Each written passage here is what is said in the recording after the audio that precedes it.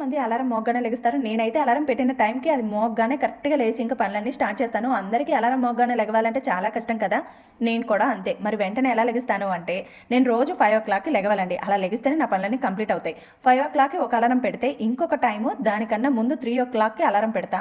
3:00 alarm మోగిన వెంటనే అది ఆపేసి, హమ్మయ్య! ఇంకా 2 అవర్స్ ఉందిలే అని మనసులో అనుకోని మళ్ళీ పడుకుంటా. ఇంకా 5కి అలారం మోగగానే ఆఫ్ చేసేసి పనులన్నీ స్టార్ట్ చేసేసుకుంటా. అయినా నాకు 5:00కి నిద్ర లేవటం మొదటి నుండి అలవాటు ఉందండి. అసలు 5 నుండి నిద్ర పట్టదు కూడా. పని ఉన్నా లేకపోయినా కూడా అంతే తొందరగానే లెగుస్తాను. మీకు ఇంకొక విషయం చెప్పాలండి. మా అత్తగారింటికి వెళ్తే గనక మా అత్తయ్య 5కి నిద్ర లేచి ఇంటి ముందు ఊడవటం, ముగ్గులు వేసుకోవటం అలాంటి పనులన్నీ చేసుకుంటా ఉంటది. ఆమెతో పాటు నేను కూడా నిద్ర లేచేసి ముగ్గు వేసేదాన్ని. ఈ మధ్య కాలంలో ఊరికి వెళ్ళినప్పుడు ఆమె 5కి నిద్ర లేవటం మానేసింది. ఎందుకో తెలుసా? నేను ఆమెతో పాటు నిద్ర లెగుస్తానని. ముందు రోజే చెప్పిద్ది, రేపు 5కి నిద్ర లెగొద్దు. నీవు ఇంటి దగ్గర ఎలాగో లేచి పనులు చేసుకుంటా ఉంటావు కదా, తప్పదు అప్పుడు.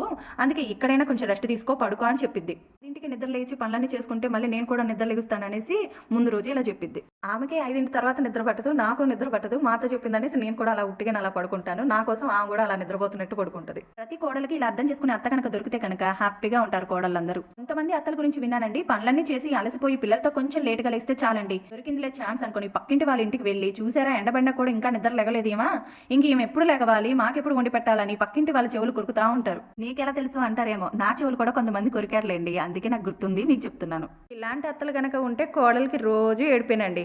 సరే, మా అత్తయ్య ఈ ఒక్క విషయంలోనే కాదండి, చాలా విషయంలో తన పిల్లల్నే కాదు కోడలను కూడా అర్థం చేసుకుంటుంది. అప్పుడప్పుడు ఆమె గురించి చెప్తా ఉంటాను. ఆమె గురించి తెలుసుకుంటే మాకేంటి అని అనుకుంటారేమో. మంచి మాట అయినా కానీ మంచి వాళ్ళ గురించి చెప్పాను అనుకోండి, మీరు అందులో మంచి నేర్చుకోండి. మీ జీవితం కూడా ప్రశాంతంగా ఉంటుంది.